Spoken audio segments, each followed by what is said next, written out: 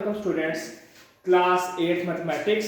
आज हमें जो चैप्टर करना है वो चैप्टर 3 स्टार्ट करना है और लेक्चर नंबर हमारा क्या है? आज लेक्चर नंबर हमारे पास 12 है। पेज नंबर जो आपके 57, 58 और 59 है करने हैं। तो जो आज के हमारे चैप्टर का नाम है वो है लॉगरिथम। इससे पहले हमने जो लास्ट लेक्चर था लेक्चर नंबर 11, उसमें हमने ना रिव्यू एक्सरसाइज की थी चैप्टर 2 में। कुछ क्वेश्चंस मैंने आपको उस एक्सरसाइज के असाइनमेंट दिए थे। अगर आपने किए हैं तो आपको पता होगा। अगर किसी बच्चे को ना किसी क्वेश्चन में कोई प्रॉब्लम हो रिव्यू एक्सरसाइज में तो वो नीचे कमेंट कर दें, इंशाल्लाह वो मैं अगेन आपको ना डिफाइन कर दूंगा और बता दूंगा। आज का चैप्टर 3 है। सबसे पहले लॉगरिथम होता क्या है, ये हम यूज़ क्यों करते हैं, इस बारे में मैं आपको बता देता हूँ। सबसे पहले हमसे स्टार्ट करते हैं इंट्रोडक्शन।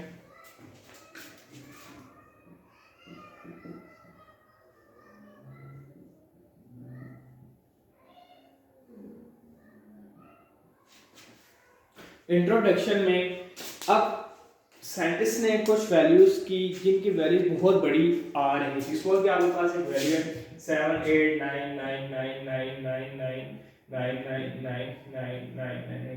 अब अगर कोई इसके या सम करे, मल्टीप्लाई करे या कुछ भी कर रहा है तो इसमें एरर आ सकता है, क्योंकि इंसान की काउंटिंग में भी गलती हो सकती है या कोई पॉइंट इंसान आगे पीछे कर देता है। तो इन सब प्रॉब्लम को ना सॉल्व आउट करने के लिए लॉगरिथम हम यूज़ करते हैं। लॉगरिथम जो हमारी कैलकुलेशन होती है उसको परफेक्ट बना देता है, यानी कि उसमें 1% चांस भी नहीं होता कि इसमें कोई एरर आएगा या फिर कोई मिस्टेक होगी। लॉगरिथम बेसिकली जो बड़ी वैल्यूज होती है ना, बड़ी वैल्यू उनको हमेशा हम कैलकुलेट या फिर छोटे फॉर्म में करके लिखते हैं या स्मॉलर साइज में उसको कन्वर्ट कर देता है। उम्मीद करता हूँ कि आपको इसका इंट्रोडक्शन समझ आया होगा। जो आज का हमारा पहला टॉपिक है वो है साइंटिफिक नोटेशन।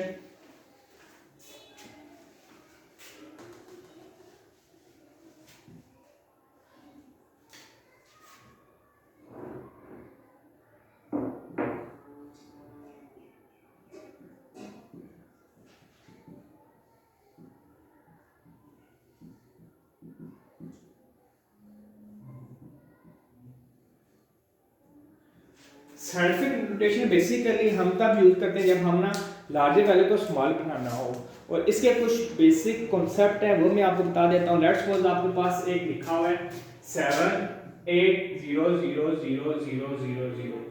तो इसको जब हमने एक स्मॉल फॉर्म में लिखा, यानी कि 10 की फॉर्म लिखना, हमने लिखना कैसे है हमेशा याद रखिएगा कि अगर अंदर किसी का पॉइंट नहीं आया हो ना तो पॉइंट हमेशा कहाँ पे, एंड पे है। तो पॉइंट एंड से मूव होता है। जब पॉइंट मूव होता है ना राइट साइड से लेफ्ट साइड की जानिब, जो 10 की पावर आती है वो आपके पास हमेशा आती है पॉजिटिव आती है।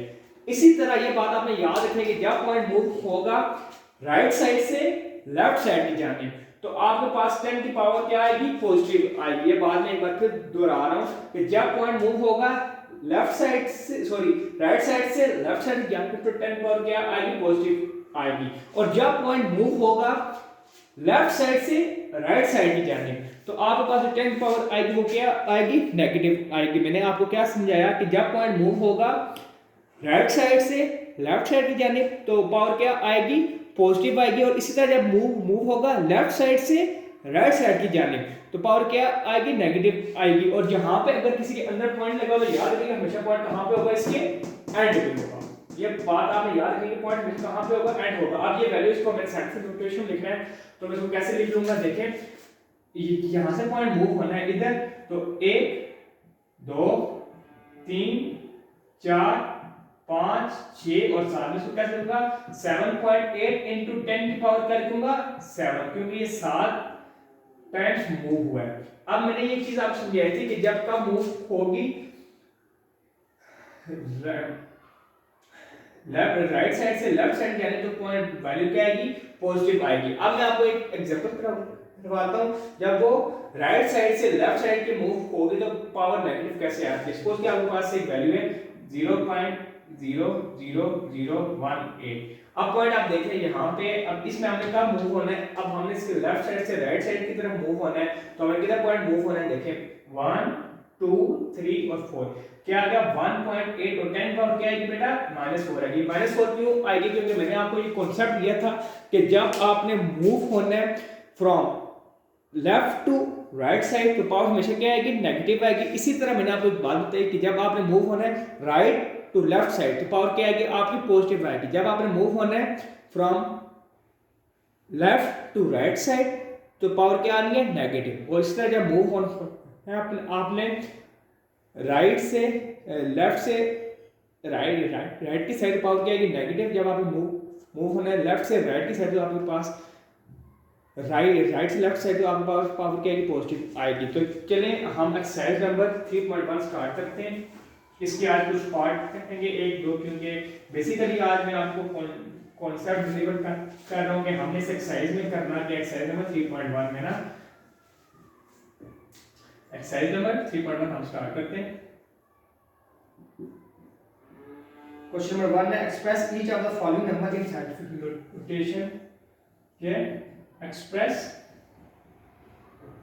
each of the following numbers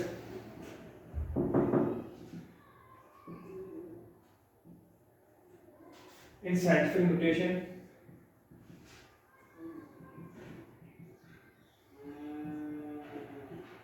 इसका पार्ट 1 है आपके पास, वो है 5700। अब देखें कहीं पे पॉइंट नहीं आया हुआ तो आपने याद रखना है कि पॉइंट इसका कहां पे, कोने पे, एंड पे, यानी कि ना। तो आपका पॉइंट आप कहां पे, बेसिकली ये इसका सॉल्यूशन हम स्टार्ट करते हैं। पॉइंट कहां पे इसका, एंड पे, यहां पे। जब हम यहां से मूव होंगे कितने को मूव है 1 2 3 तो क्या गया 5.7। अब मैंने एक चीज आपको सिखाई थी, जब हम राइट से लेफ्ट साइड की तरफ मूव होंगे तो क्या आएगा, पावर पॉजिटिव आएगी। 1 2 3 तो 3 आ गया आपके पास। इसी तरह इसका पार्ट 2 है आपके पास,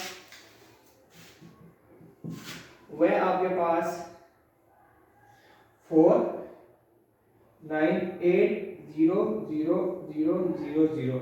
अब पॉइंट इसका कहाँ पे है, आप ये बात समझ आ गई होगी। पॉइंट्स का हमेशा एंड पे होता है। तो हम ये क्वेश्चन सॉल्व करते हैं। अब इस पे एंड पे तो क्या है, 4 9 8 0 0 0 0 0। यहाँ पे कोने पे मूव कितना होगा, 1 2 3 4 5 6 7। तो क्या होगा 4.9 into 10 पर क्या आ गई 7 आ गई। इसका सॉल्यूशन आ गया और इसका ये सॉल्यूशन आ गया। उम्मीद करता हूँ कि आपको ये दोनों पार्ट समझ आए होंगे। पार्ट 3 और 4 आपका होमवर्क है, मैं आपको इसको बाय ना टाइप करके भेज दूंगा। अल्लाह हाफिज़।